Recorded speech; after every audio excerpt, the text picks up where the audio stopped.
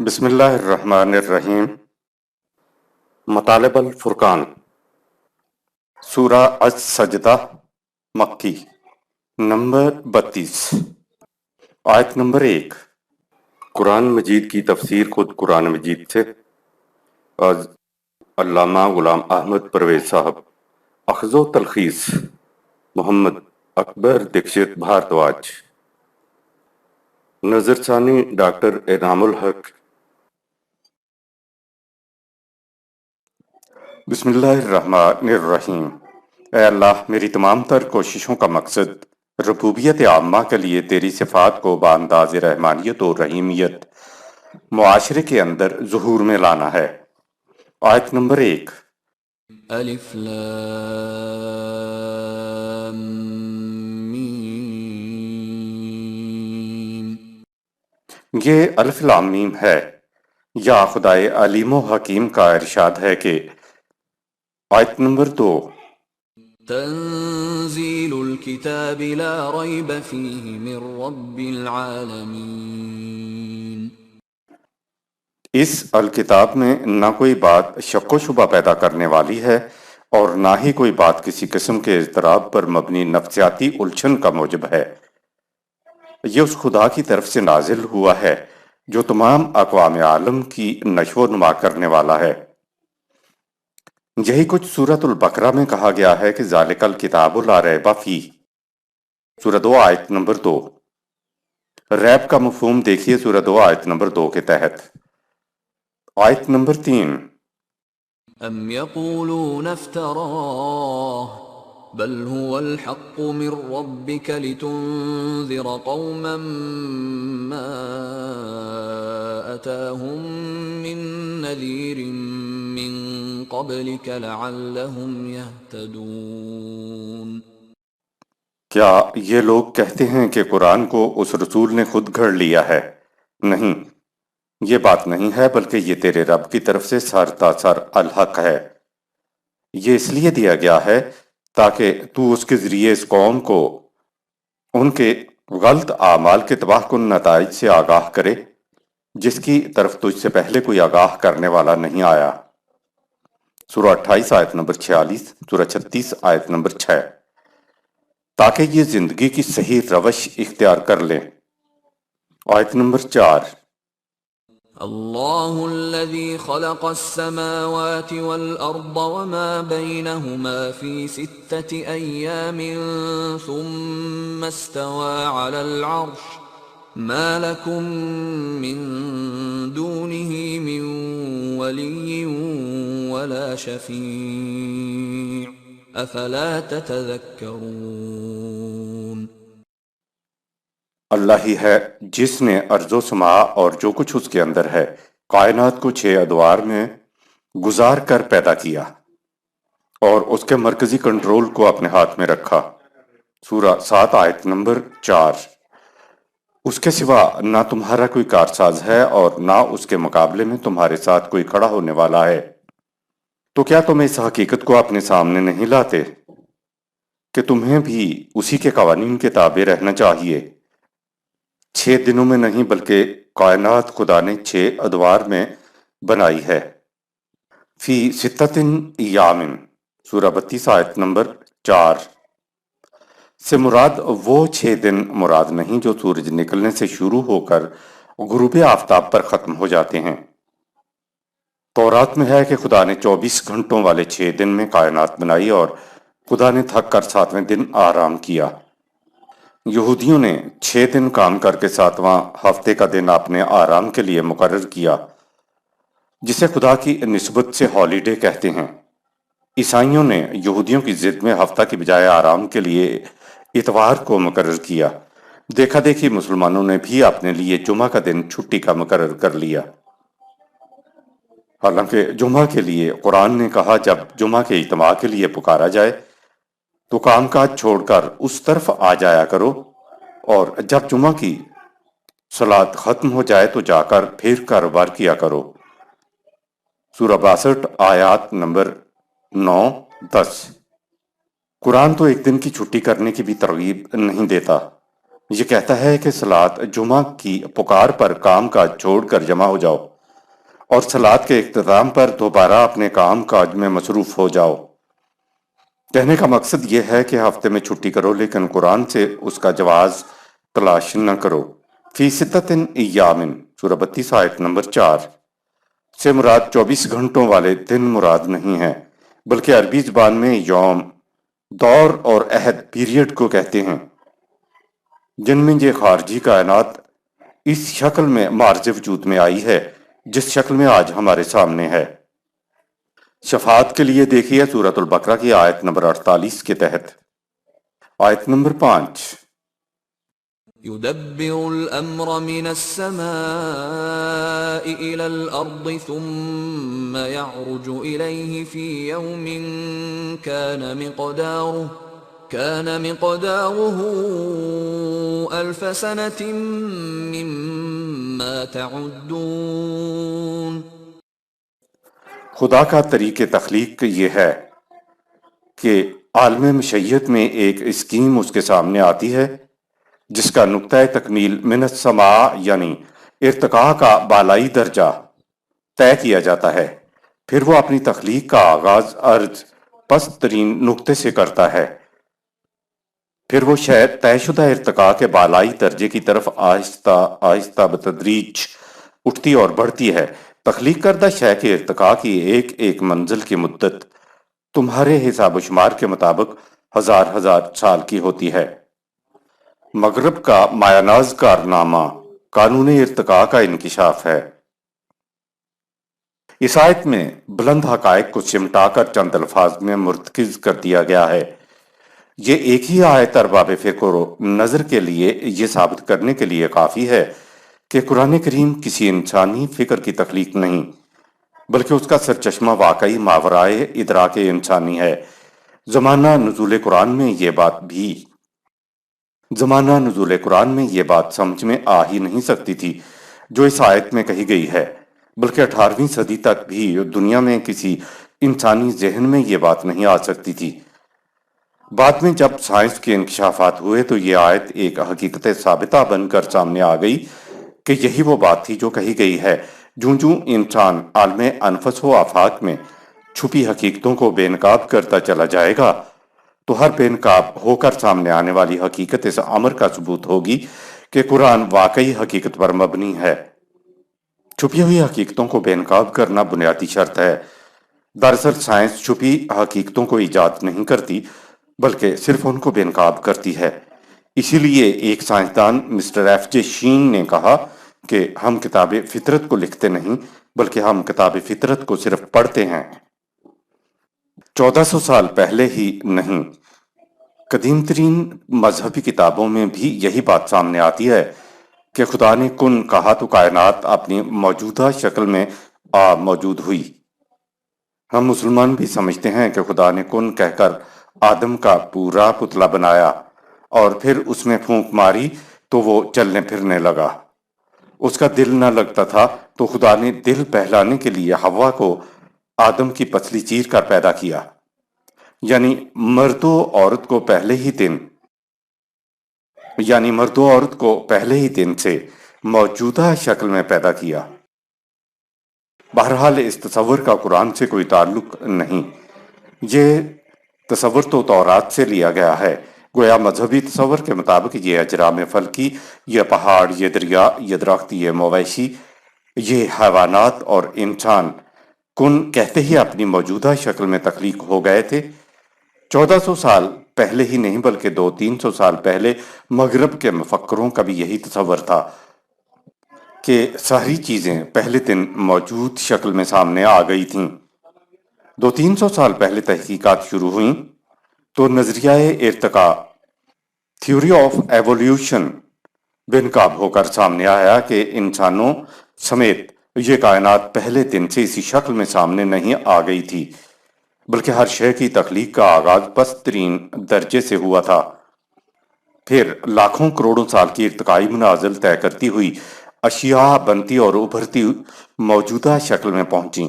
کسی شے کی بھی تخلیق انقلابی بائی ریولوشن نہیں ہوئی، بلکہ ہر شے کی تخلیق ارتقاء سے بائی ایولیوشن ہوئی ہے۔ ارتقاء ایوالو ہونے یعنی بننے اور ابھرنے کے معنی یہ ہیں کہ ایک شے جس کا آغاز پسترین نقطے سے ہوا ہے وہ قانون ارتقاء کی روح سے رفتہ رفتہ بتدریج اگلے مگر بہتر اور بلند درجے میں آتی چلی گئی۔ کائنات اور اس کی اشیاء کا سفر سعودی اور مستقیم سورہ 15 آیت نمبر 10 انداز میں رہتا ہے، جیسے کہ ہوائی جہاز زمین سے بلندی تک پہنچنے تک پرواز کرتا ہے۔ طویل مدت پر مبنی مختلف ارتقائی منازل طے کرتی ہر شے اپنے نقطۂ تکمیل تک پہنچ کر اپنی موجودہ شکل میں پہنچی ہے، جس کا مشاہدہ ہم آج کرتے ہیں۔ قانون ارتقاء کا اصول یہ ہے کہ کوئی شے بھی پہلے ہی دن نقطۂ تکمیل تک نہیں پہنچ جاتی۔ اشیاء کا عالم امر میں پہلے نقطۂ آغاز کیسے ہوا، اس کے متعلق نہ سائنس کچھ کہہ سکتی ہے اور نہ کہہ سکے گی۔ سائنس نے شے کے صرف عالم خلق میں آنے کے آغاز سے لے کر نقطۂ تکمیل تک کا مطالعہ کیا ہے کہ یہ مراحل کس طرح طے ہوئے۔ آپ حیران ہوں گے کہ ایک سائنسدان کی پوری عمر ایک کیڑے ایک پتے پر تحقیق میں گزر گئی۔ یہ ہے مغرب کا مایہ ناز کارنامہ کہ شے کی تخلیق کا آغاز پست ترین نقطے سے ہو کر پایہ تکمیل کو پہنچا۔ خدا کا عالم امر اور عالم خلق میں طریقے تخلیق۔ خدا کی معلوم دنیاؤں میں سے صرف 2 دنیاؤں کو ہم جانتے ہیں جن کا پتہ بھی خود خدا نے ہمیں دیا ہے۔ ان دنیاؤں میں سے ایک کو عالم امر کہتے ہیں، جس کے متعلق نہ خدا نے انسان کو علم دیا ہے اور نہ انسان کو اس سے متعلق علم حاصل کرنے کی استطاعت عطا کی گئی ہے۔ یہ وہ عالم ہے جس میں خدا کی اسکیموں کا آغاز ہوتا ہے، اور اسی کے متعلق اوپر کہا گیا ہے کہ نہ سائنسدان کچھ کہہ سکتے ہیں اور نہ کہہ سکیں گے۔ جو کچھ خدا نے بتایا ہے اس کو سمجھنے کے لیے مثال تو انسانوں ہی کی دی جائے گی، ورنہ یہ کہنا کہ خدا کے ذہن میں تصور آتا ہے تو خدا کے لیے تو ذہن کا لفظ بھی استعمال نہیں کیا جا سکتا۔ یہ بات یاد رہے کہ عالم امر سے متعلق کسی بات کو انسانوں کی کسی زبان میں بھی حقیقی انداز میں بیان نہیں کیا جا سکتا۔ بہرحال سمجھنے کے لیے تو بات انسانی زبان میں ہی کی جائے گی، کیونکہ انسانوں کو سمجھانے کے لیے خدا نے بھی انسانی زبان کے الفاظ ہی استعمال کیے ہیں۔ انسان جب کسی چیز کی تخلیق کرنا چاہتا ہے تو سب سے پہلے اس کے ذہن میں اس شے کا تصور آتا ہے، ایک نقشہ آتا ہے، ایک اسکیم آتی ہے۔ وہ شے، اسکیم یا تصور ابھی صرف ذہن میں ہی ہوتی ہے، فی الواقع شے مخصوص شکل میں موجود نہیں ہوتی۔ یہ سارا کچھ ابھی اللہ کے ذہن میں ہوتا ہے۔ شے یا اسکیم کی تکمیل کے لیے وہ تمام تفاصیل اور اس سے متعلق قوانین تیار کرتا ہے۔ مثلا ایک مکان بنانا ہے تو سب سے پہلے اس کا نقشہ انسان اپنے ذہن میں بناتا ہے، پھر اگر خود کاغذ پر نقشہ بنانا جانتا ہے تو وہ بناتا ہے، اور اگر نہیں جانتا تو کسی نقشہ بنانے والے کو اپنا تصور بیان کرتا ہے تو وہ نقشہ بنا دیتا ہے۔ اب یہ مکان صرف نقشے پر بنا ہے، زمین پر نہیں بنا۔ جب مکان تعمیر کیا جاتا ہے تو اس کو پست ترین نقطے یعنی بنیادوں میں پہلی اینٹ رکھنے سے شروع کیا جاتا ہے۔ یہ اسکیم یا تصور کا محسوس شکل میں آنے کا مرحلہ ہے۔ یہ مکان کی ابتدا ہے، آغاز ہے۔ اس کے بعد آہستہ آہستہ بتدریج مکان پایہ تکمیل کو پہنچتا ہے۔ مکان کی بنیاد کھودنے اور پہلی اینٹ رکھنے سے پہلے کے مراحل کا تعلق عالم امر سے ہے، لیکن انسان کی نگاہ کل پر نہیں ہوتی، اس لیے اس کی اسکیم ناقص بھی رہ جاتی ہے، جس کو تبدیل کرنے کی ضرورت پڑتی ہے۔ اس کے برعکس خدا کی نگاہ کل پر ہوتی ہے، اس لیے اس کو اپنی اسکیم میں کسی قسم کی تبدیلی کی ضرورت نہیں پڑتی۔ مکان کی محسوس ابتدا پہلے اینٹ سے مکان کا یا مکان بنانے والے کا عالم خلق شروع ہوتا ہے۔ خدا کے سامنے اسکیم یا تصور کیسے سامنے آتا ہے اور محسوس ابتدا سے پہلے کیا کیا مراحل طے ہوتے ہیں، اس کا علم انسان کو نہیں ہے اور نہ یہ اس سے متعلق علم حاصل کر سکتا ہے۔ کن کہنے والی بات بھی خدا نے انسانوں کو سمجھانے کے لیے کہی ہے، ورنہ خدا کو لفظ کن کہنے کی بھی ضرورت نہیں پڑتی۔ عالم امر ٹائم لیس ہے، ڈیوریشن لیس ہے۔ عالم امر میں وقت درکار نہیں ہوتا، اب کن کہنے میں بھی تو کچھ نہ کچھ وقت درکار ہوتا ہے۔ لہٰذا خدا نے انسانوں کو سمجھانے کے لیے کن والی بات کہی ہے، کیونکہ انسان کی سمجھ میں وہ بات آ ہی نہیں سکتی جس میں وقت درکار نہ ہو۔ ڈیوریشن لیس کا تصور انسانی ذہن نہیں کر سکتا۔ سمجھنے کے لیے یوں سمجھو کہ کائنات بشمول انسان کی ایک اسکیم، ایک تصور خدا کے سامنے آیا۔ اس اسکیم یا تصور کی نوک پلک درست کی گئی، اس سے متعلق قوانین بنائے اور پھر عالم خلق میں پست ترین نقطے سے اس کا آغاز کیا۔ عالم امر میں اسکیم کا اور تصور کا سامنے آنا، اس کی نوک پلک درست کرنے کو ہم سمجھ نہیں سکتے، کیونکہ عالم امر ڈیوریشن لیس ہے۔ سمجھنے کے لیے عالم امر کو اس طرح سمجھنا چاہیے، ورنہ حقیقت میں اسکیم یا تصور کیسے سامنے آتا ہے؟ پھر اس کے بعد محسوس تخلیق سے پہلے مراحل کس طرح طے ہوتے ہیں، اس کے متعلق ہم نہ جان سکے ہیں اور نہ جان سکیں گے۔ کوئی چیز عدم نتھنگنس سے وجود بینگ میں کیسے آتی ہے، اس کو انسانی ذہن سمجھ ہی نہیں سکتا۔ اسی لیے سائنسدانوں نے کہا کہ یہ کائنات کسی نہ کسی طرح سے وجود میں آ گئی ہے۔ بہرحال انسان عالم خلق کی ابتدا تک کا علم حاصل کر سکتا ہے۔ قرآن کہتا ہے کہ کائنات کے اتفاق سے وجود میں آنے والی کوئی بات نہیں ہے۔ کائنات کی پوری اسکیم، اس کا پورا نقشہ، اس کا پورا ڈیزائن خدا کے سامنے تھا، پھر اس کے مطابق اس کی تخلیق کا آغاز کیا گیا۔ اسکیم کے مطابق کائنات کی تخلیق ہوئی اور بالحق ہوئی ہے۔ انسان کائنات کے محسوس آغاز سے لے کر اس کی تکمیل تک کا علم حاصل کر سکا ہے، گویا انسان کا علم عالم خلق تک محدود ہے۔ عالم خلق سے متعلق جو علم رہ بھی گیا ہے تو انسان اس کو بھی حاصل کر لے گا، کیونکہ خدا نے عالم خلق کا پورا علم حاصل کرنے کا ملکہ انسان کو عطا کیا ہوا ہے۔ عالم خلق میں شے کی تخلیق کا آغاز پست ترین نقطے سے ہوتا ہے۔ قانون ارتقاء اور طبعی قوانین جو عالم امر میں عالم خلق کے لیے متعین ہوئے تھے، ان کی روح سے شے آہستہ آہستہ بتدریج اس نقطۂ تکمیل کی طرف صعودی انداز میں اٹھتی اور بڑھتی ہے، جو من السماء سورہ 32 آیت نمبر 5 یعنی کا بالائی درجہ عالم امر میں طے ہوا تھا، اس کی طرف بڑھتی ہوئی پایہ تکمیل تک پہنچ جاتی ہے۔ یہ بات نہیں کہ خدا نے کن کہہ دیا تو ہر شے اپنی اس شکل میں جس میں آج موجود ہے وہ وجود میں آ گئی تھی۔ عالم خلق میں تخلیق تو وہ مرحلہ ہے جس میں کوئی شے محسوس شکل میں ہمارے سامنے آتی ہے۔ محسوس شکل میں آنے سے بہت پہلے شے کی تخلیق کا مرحلہ عالم امر میں شروع ہوتا ہے۔ آج بھی خدا اپنی تخلیق سے غافل نہیں ہے۔ کہا کہ یزد فی الخلق ما یشاء، وہ اپنی تخلیق میں اضافے کرتا رہتا ہے۔ یدبر الامر من السماء الی الارض کا مفہوم۔ تمہید کے بعد اب زیر غور آیت کی طرف آتے ہیں۔ یدبر الامر سورہ 32 آیت نمبر 5۔ امر تو حکم ہے، قانون ہے، اسکیم ہے جو خدا مرتب کرتا ہے۔ امر کا تعلق عالم امر سے ہے۔ یدبرو اسی لفظ سے تدبر اور تدبیر کے الفاظ ہیں اور معنی کیے جاتے ہیں غور و فکر کرنا۔ غور و فکر کے لیے تو عربی میں سینکڑوں الفاظ ہیں، لیکن اتنے الفاظوں میں سے قرآن نے یدبرو لفظ کا ہی انتخاب کیا ہے۔ یدبرو کا مادہ دال بے رے ہے اور معنی ہوتے ہیں کسی چیز کا آخری حصہ، کسی شے کا انجام، آخر میں جو چیز آئے۔ کسی شے کے آخری نقطۂ تکمیل کو سامنے رکھ کر شروع، ابتدا سے بات کرنے کو تدبر کہتے ہیں۔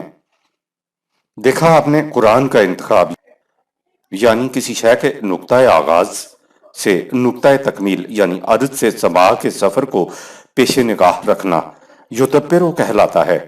لفظ تدبر نے ساری بات حل کر دی کہ انجام کار آخر کار شے نے بننا کیا ہے۔ دراصل وہی اسکیم کامیاب ہو سکتی ہے جس میں آغاز پر رکے رہنے کی بجائے اسکیم بنانے والا یہ دیکھے کہ آخر میں انجام کار شے نے بننا کیا ہے۔ خدا اپنے الامر میں تخلیق کائنات کی اسکیم کے آخری نقطۂ تکمیل کو سامنے رکھ کر اس سے متعلق قوانین بنا کر اس کی ابتدا عالم خلق میں کرتا ہے، جہاں شے پہلے سے طے کردہ قوانین کے مطابق اپنی تکمیل تک کے مراحل کی طرف ارتقاء کرتی ہے۔ कुरान का लफ्ज युदब्बिरु का इंतखाब ही बता रहा है कि कुरान इंसानी जहन की तख्लीक नहीं है। समा आसमान यानी बुलंदी को कहते हैं और अर्ज जमीन यानी पस्ती को कहते हैं। कहा यह है कि खुदा अपनी तदबीर से स्कीम मुकम्मल करता है और वो स्कीम मिनत समाए सूरह 32 आयत नंबर 5 बुलंदी पर तय होती है। बुलंदी पर तय होने से मुराद यह है कि स्कीम का बुलंद तरीन नुक्ताए तकमील तय होता है। लेकिन जब वो अपनी स्कीम को तख्लीक में ढालता है कि उसका अमर स्कीम महसूस शक्ल में आ जाए तो उसका आगाज जमीन यानी उसके पस्तरीन दर्जे से करता है। जैसे एक बुलंदो बाला इमारत की इब्तदा पहली ईंट से होती है। पहली ईंट की इब्तदा से पहले मिनत समाए यानी उसकी तकमीली बुलंदी तय कर ली जाती है। युदब्बिरुल अम्रा मिनस समाए इलल अर्ज सूरह 32 आयत नंबर 5 का मफहूम आलम मशय्यत में एक स्कीम के सामने आती है जिसका नुक्ता तकमील मिनत समा यानी इर्तिका का बालाई दर्जा तय होता है। फिर उसकी तख्लीक का आगाज वो इलल अर्ज पस्तरीन नुक्ते से करता है। सुम्मा यारजो इलैहि का मफहूम सुम्मा यारजो इलैहि सूरह 32 आयत नंबर 5 फिर शय पस्तरीन नुक्ते से शुरू होकर बतदरीज सऊदी अंदाज में इर्तिकाई सफर तय करती हुई इलैहि की तरफ बढ़ती और उठती है, बुलंद होती है। इलैहि से मुराद समत है और समत से शय का मिनत समा इर्तिकाई सफर का बुलंद तरीन दर्जा यानी तकमीली नुक्ता इमारत की अलैहि समत मिनत समा है, यानी पहले तय करदा इमारत का तकमीली नुक्ता या बुलंदी है और इमारत का इलल अर्ज बुनियादों में पहली ईंट है। लफ्ज तदब्बर में शय का स्कीम का नुक्ता तकमील मुरत्तब करना मौजूद होता है। यारजो का मादा है ऐन रे जीम, उरूज है और मानी है बतदरीज बुलंद होना। बुलंद होने का अंदाज सऊदी है, जैसे सीढ़ी के जरिए आहिस्ता आहिस्ता दर्जा बदर्जा बुलंद हुआ जाता है। सीढ़ी के एक डंडे को अरबी में दर्जा ही कहा जाता है। मेराज सीढ़ी को कहते हैं। कुरान ने खुदा के मुतल्लिक कहा इन्ना रब्बी अला सिरातिम मुस्तकीम सूरह 11 आयत 56 मेरा रब खुद सिरात मुस्तकीम पे है। मुस्तकीम की तशरीह यूं की कि वो जिल मारिज है, यानी वो सीढ़ियों वाला खुदा है। कुरान ने खुदा के मुतल्लिक रफ़ीउद दराजात भी कहा है। जो चीज भी खुदा के कवानीन के मुताबिक अपनी जिंदगी का सफर तय करेगी उसके आगे बढ़ने और ऊपर उठने का अंदाज सीढ़ी की मानंद होगा, दर्जा बदर्जा होगा। इसलिए उसने अपने आप को जिल मारिज कहा है। जब खुदा अपने बारे में कुछ कहे तो दरअसल वो अपने कानून के बारे में बयान कर रहा होता है। इस आयत में तो इर्तिका की रूह से शय का आगे और ऊपर उठने के एक एक मरहले में हजार हजार साल बताए हैं, लेकिन कुछ मराहल ऐसे भी हैं जिनके तय होने में 50-50 हजार साल का अरसा लगता है। सूरह 70 आयत नंबर 4 अगर 50-50 हजार और हजार हजार साल को मुहावरतन लिया जाए तो मुराद होगा बहुत ही तवील अरसा। इलेह का मफहूम इलेह समत डायरेक्शन के लिए है, क्योंकि किसी मकाम तक पहुंचने के लिए समत का मुतय्यन होना निहायत जरूरी है। क्योंकि जिसे हम तरक्की प्रोग्रेस इर्तिका कहते हैं वो बेमानी हो जाता है। जब तक आप पहले समत का तयन न करें उसी तरह समत डायरेक्शन बेमानी हो जाती है। जब तक आप नस्बुलैन डायरेक्शन मंजिल का तयन न करें, जब नुक्ता आगाज और आखिरी मंजिल का इल्म होगा तो ही मालूम हो सकेगा कि कितना सफर तय हो चुका है। अगर मंजिल ही मुकर्रर नहीं है तो कैसे मालूम होगा कि कितना सफर बाकी रह गया है। इसी तरह अगर समत मुकर्रर नहीं तो फिर कैसे मालूम होगा कि सफर मंजिल की तरफ तय हो रहा है। ये इलाह वो समत है जिसे खुदा ने आलम अमर में शय के आलमी खल्क में तख्लीक से पहले तय कर दिया था। इलैहि में हे ने बात बिल्कुल वाज़ेह कर दी है कि ये वो नुक्ता तकमील है जो शय के आलम अमर में तय किया गया था। यारजो इलैहि सूरह 32 आयत नंबर 5 का अब मफहूम ये हुआ कि शय के बतदरीज आगे बढ़ने और बुलंद होने की समत اس کا وہ نقطہ تکمیل ہے جو عالم امر میں طے ہوا تھا۔ ہم ترقی کے لیے ارتقاء کا لفظ بولتے ہیں جس کا مادہ رے کاف یہ ہے۔ رقی کے معنی بلند ہونا ہے، لیکن قرآن نے لفظ عروج استعمال کیا ہے جو نہ صرف بلند ہونے کو ظاہر کرتا ہے بلکہ آگے بڑھنے کو بھی ظاہر کرتا ہے کہ شے نے بتدریج آگے بڑھنا اور بلند ہونا ہے۔ سائنس کا انکشاف بھی یہی کہتا ہے کہ زندگی کا نقطہ آغاز اولین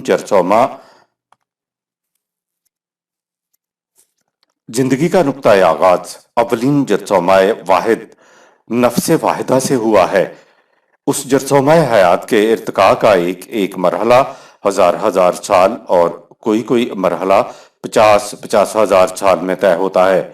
سورہ 32 آیت نمبر 5، سورہ 70 آیت نمبر 4۔ شے کے بہتر مگر بلند درجہ میں جانے کو مستودع اور مستقر کے مراحل سے سمجھا جا سکتا ہے۔ قرآن نے کہا ہے کہ ہر شے کے زندہ رہنے اور آگے بڑھنے کے لیے حرکت، جدوجہد اور سخت کوشی ضروری ہے۔ ارتقاء میں ہر زندہ شے کے راستے میں موانعات، رکاوٹیں اور مخالفتیں ہوتی ہیں۔ ان کے ساتھ شے کا ٹکراؤ ہوتا ہے جو زندہ شے اپنے مستقر میں یعنی اپنی موجودہ مرحلے میں اپنے اندر مطلوبہ مقدار سے زیادہ قوت مدافعت و محافظت حاصل کر لے تاکہ اگلے مرحلے کے موانعات کو مغلوب کر سکے، تو وہ اگلی مگر بہتر بلند منزل یعنی مستودع کے سپرد ہو جاتی ہے۔ یہ مستودع شے کا پھر مستقر بن جاتا ہے جس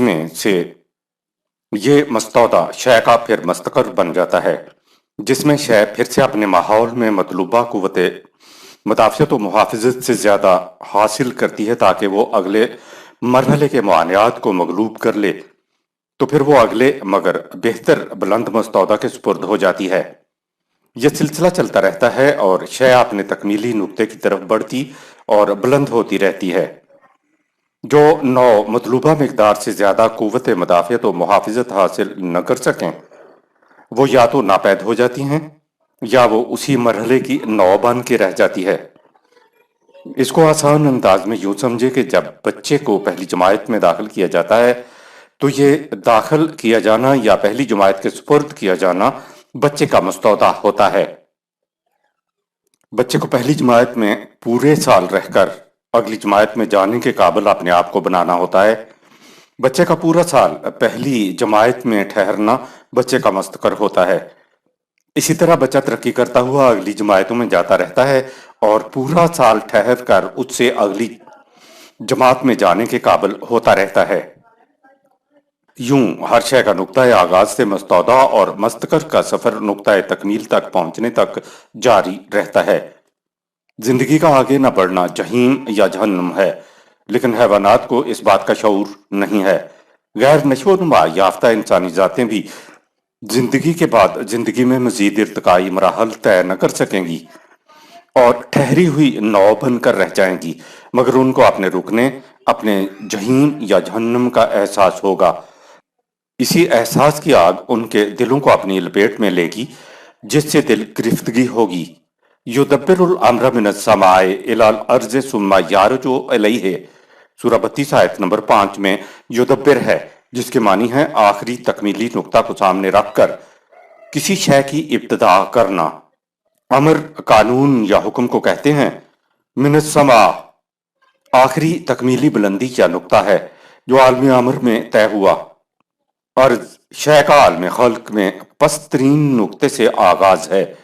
یارجو اسکیم کا بتدریج اس تکمیلی نقطے کی طرف بڑھنا ہے جو خدا کے ارادے میں اسکیم طے کرتے ہوئے پہلے سے موجود تھا۔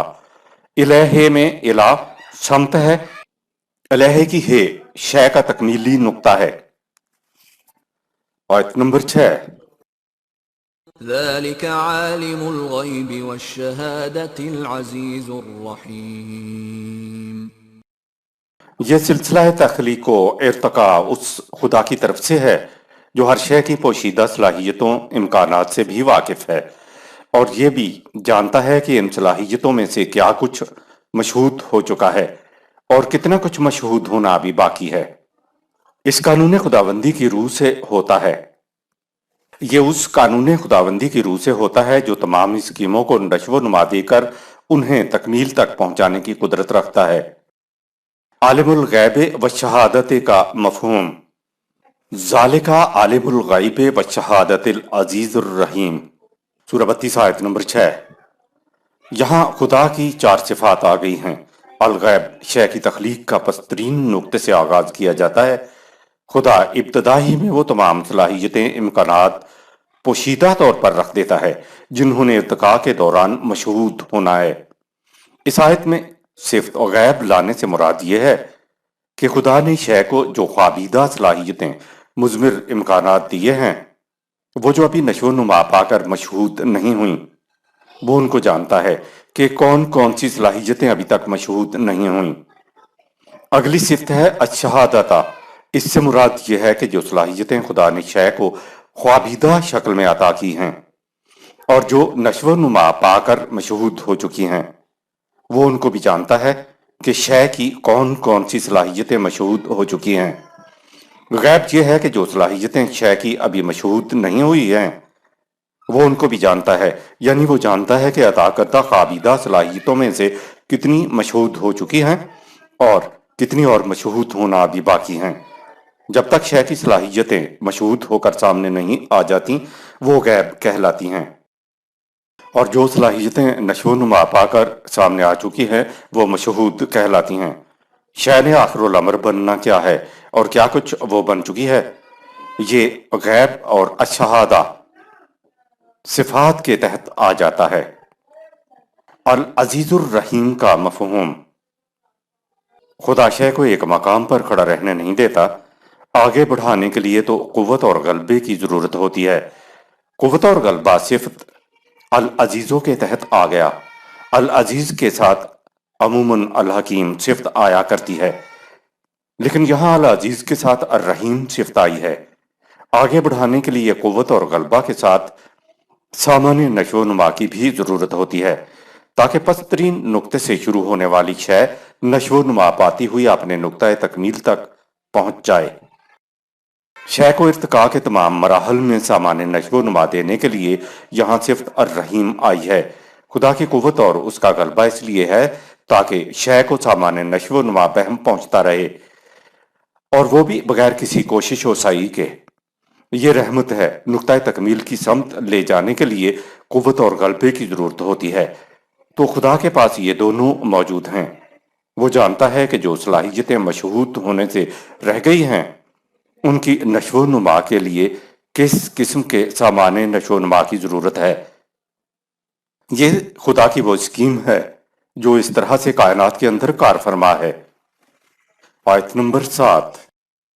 الذي أحسن كل شيء خلقه وبدأ خلق الإنسان من طين۔ اس نے ہر شے کی تخلیق میں حسن و توازن رکھا، اور اس نے انسان کی خلقت کا آغاز بے جان مٹی سے کیا۔ آیت نمبر 8۔ ثم جعل نسله من سلالة من ماء مهين۔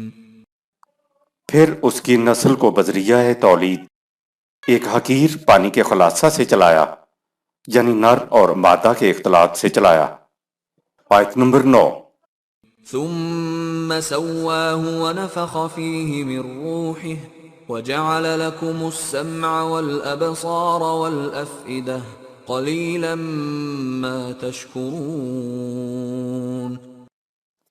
پھر اس میں صحیح صحیح توازن و تناسب قائم کیا اور اس کو اپنی توانائی کا شمع قابضہ شکل میں عطا کیا، اور تمہارے لیے سماعت و بصارت اور قلب بنائے، لیکن بہت کم لوگ ان صلاحیتوں کا صحیح استعمال کرتے ہیں۔ انسان کو ذات عطا کیے جانے کے بعد یہ اپنے آپ کو میں، ہم، ہماری اور ہمارے کہنے کے قابل ہوا۔ انسان اور حیوان کی طبعی پیدائش یکساں ہے، سب انہی مراحل سے گزر کر پیدا ہوتے ہیں اور ہوئے ہیں۔ ابھی تک انسان کو ذات عطا نہیں ہوئی تھی، تو قرآن نے انسان کے لیے تم یا تمہارے، یعنی ضمیر مخاطب کا صیغہ استعمال کرنے کی بجائے اس کے لیے کہا نسلہ، سورہ 32 آیت نمبر 8۔ اس کی نسل اور سوا ہو، سورہ 32 آیت نمبر 9۔ اس میں صحیح صحیح توازن و تناسب قائم کیا کہ الفاظ ضمیر غائب کے صیغے میں استعمال ہوئے ہیں۔ انسان کی افزائش بذریعہ تولید ذات کے عطا کیے جانے سے قبل لاکھوں سال تک جاری رہی۔ اس عرصہ میں طبعی قوانین اور قانون ارتقاء کی روح سے اس میں سے حشو و زوائد الگ ہوتے رہے اور اس کا توازن و تناسب درست ہوتا رہا، سورہ 32 آیت نمبر 9۔ جب توازن درست ہو گیا تو خدا نے اس کو ذات یعنی اپنی خوابیدہ توانائیوں کا شمع عطا کر دیا۔ ذات کے ملنے کے بعد یہ اس قابل ہو گیا کہ اس کو مخاطب کیا جائے۔ سورہ 32 آیت نمبر 10 میں انسان اپنے لیے ہم اور ہمیں کے الفاظ استعمال کر رہا ہے، اور سورہ 32 آیت نمبر 11 میں خدا نے انسان کے لیے تم اور تمہاری الفاظ استعمال کیے ہیں جو قابل غور ہیں۔ ہم اور ہمیں ظاہر کر رہے ہیں کہ اب اس کو ذات عطا کر دی گئی ہے، اسی لیے تو اپنے آپ کو ہم اور ہمیں کہنے کے قابل ہوا ہے۔ جو حیوان اپنے آپ کو ہم یا ہمیں یا میں نہ کہہ سکتا ہو، اس کو مخاطب بھی نہیں کیا جا سکتا۔ جب اس کو ذات عطا ہوئی تو یہ دیگر مخلوق سے جدا ہو کر کچھ اور ہو گیا۔ اسی کو قرآن نے یوں کہا، ثم انشأناہ خلقا آخر، سورہ 23 آیت نمبر 14۔ پھر تم ایک دوسری طرح کی مخلوق بن گئے۔ ایک اور مقام پہ ہے وَقَدْ خَلَقَكُمْ أَطْوَارًا، سورہ 71 آیت نمبر 14۔ اطوارن کا لفظ بتا رہا ہے کہ ذات کے ملتے ہی انسان یکلخت انسان نہیں بن گیا تھا، بلکہ یہ درجہ بدرجہ انسان بنا۔ جیسے انسان بچپن اور لڑکپن سے گزرتا ہوا آہستہ آہستہ جوان ہوتا، انسان کا اگلا طور روپ خلقاً آخرا، سورہ 23 آیت نمبر 14 ہے، یعنی تخلیق کا سلسلہ چلا آ رہا تھا۔ ذات ملنے سے یہ دیگر حیوانات سے یکسر مختلف مخلوق بن گیا۔ حیوان اور انسان کی یکساں پیدائش کے بعد اور انسان کو ذات عطا کیے جانے سے قبل کے مرحلے کے لیے کہا ثم سواہ، سورہ 32 آیت نمبر 9۔ پھر اس میں سے حشو و زوائد الگ کر کے اس میں توازن و تناسب قائم کیا۔ اس مرحلے کے طے ہو جانے کے بعد اب اس کو ذات دینے کا مرحلہ آیا، جس کے لیے کہا وَنَفَخَ فِيهِ مِن رُوحِهِ، سورہ 32 آیت نمبر 9۔ اس میں اپنی توانائیوں کا ایک شمع ڈال دیا۔ یہاں اس میں سے ظاہر ہو رہا ہے کہ ذات سے پہلے انسان تخاطب کے قابل نہیں ہوا تھا، ذات کے ملنے سے یہ تخاطب کے قابل ہو گیا، یعنی یہ اپنے آپ کو میں، ہم، ہماری یا ہمارے کہنے کے قابل ہو گیا، اور اس قابل بھی ہو گیا کہ اس کو تم، تمہارے، تمہاری مخاطب کیا جائے، سورہ 32 آیت نمبر 11۔ اگلی آیت میں انسان اپنے آپ کو ہم اور ہمیں کہہ رہا ہے، جو ظاہر کرتا ہے کہ اس کو سوا ہو کے بعد ذات نفخہ ہو گئی۔ انسان کو جو کچھ عطا ہوا ہے وہ خدا کی ذات کا حصہ نہیں، بلکہ اس کی صفات کی خوابیدہ توانائیاں ملی ہیں۔ ہمارے ہاں انسان کے اندر روح بھی بتائی جاتی ہے، اور کہا جاتا ہے کہ انسان کے اندر روح خداوندی کا ایک حصہ ہے۔ یہ تصور قرآن کے خلاف ہے۔ اگر خدا اپنی ذات یا روح کا ذرا سا حصہ بھی انسانوں کو دینا شروع کرتا تو وہ بڑی دیر کی ختم ہو چکی ہوتی۔ جس یونٹ میں سے ذرہ بھر بھی الگ ہو جائے تو وہ یونٹ ناقص ہو جاتا ہے۔ مثلا 1 روپے میں سے 1 پیسہ بھی کم ہو جائے تو وہ ناقص ہو کر 1 روپیہ نہیں رہتا۔ کوئی ذات اپنا کوئی حصہ دوسرے کو نہیں دیتی۔ ذات ناقابل تقسیم وحدت ہوتی ہے، اس کے حصے بکھرے نہیں کیے جا سکتے۔ ذات واحد ہوتی ہے، اگر اس میں سے ذرہ بھر بھی الگ ہو جائے تو اس ذات میں وحدت نہیں رہتی، ناقص ہو جاتی ہے۔ ہر ذات کی خصوصیت ہی یہ ہے کہ وہ ناقابل تقسیم وحدت ہے۔ عربی زبان میں روح کے معنی وہ نہیں ہوتے جسے ہم انسان کی روح کہتے ہیں۔ انسان کے اندر تو روح ہے ہی نہیں، اس کے اندر تو خدا کی توانائی ہے۔ قرآن میں روح کا لفظ 2 معنوں میں استعمال ہوا ہے، ایک توانائی کے لیے اور دوسرا وحی کے لیے۔ دراصل وحی بھی انسانی ذات کو نشو و نما دینے کے لیے توانائی ہی ہے۔ جسے توانائی یعنی روح کہتے ہیں وہ خدا کے پاس ہے، اور زمین پر اس کی عطا کردہ توانائی انسان کے پاس بھی ہے۔ انسان کے پاس دیکھنے میں دو توانائیاں ہیں، ایک تو اس کی ذات کی شکل میں اور دوسری وحی کی شکل میں، لیکن در حقیقت دونوں خدا کی عطا کردہ توانائیاں ہیں۔ وحی کی توانائی نے انسان کو غلط اور صحیح دو راستے بتا دیے، سورہ 90 آیت نمبر 10، جبکہ نباتات اور حیوانات کے لیے صرف ایک ہی راستہ ہے جس پر چلنے کے لیے وہ مجبور ہیں۔ انسان کو دو راستے بتانے کے بعد کہہ دیا، اعملوا ما شئتم، سورہ 41 آیت نمبر 40، دو راستوں میں سے تم جو راستہ اختیار کرنا چاہتے ہو اختیار کرو، ہم تمہاری مشیت میں مداخلت نہیں کریں گے۔ عمل کرنے کا تو تمہیں اختیار ہے، لیکن اعمال کا نتیجہ تم اپنی مرضی کا مرتب نہیں کر سکتے، وہ تو ہمارا قانون ہی مرتب کرے گا، یہاں تم مجبور ہو کر اپنی پسند کا نتیجہ مرتب نہیں کر سکتے۔ ذات کے ساتھ انسان کو سمع، بصر اور فؤاد کی صلاحیتیں بھی ملیں۔ وَجَعَلَ لَكُمُ السَّمْعَ وَالْأَبْصَارَ وَالْأَفْئِدَةَ، سورہ 32 آیت نمبر 9۔